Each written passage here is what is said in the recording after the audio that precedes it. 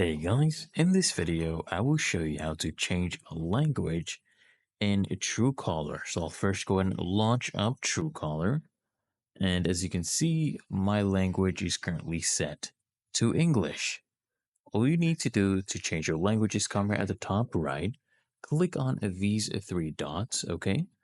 Then I want you to click on settings, okay? Then what you need to do from here is go ahead and click on a general and scroll down. Okay, keep scrolling down until you see the languages section.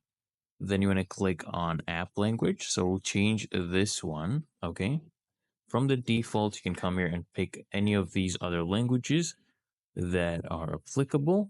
Okay, let's say I choose this one right here, Swahili, and there we go. My app language has changed to Swahili, and you can easily come here and change this back.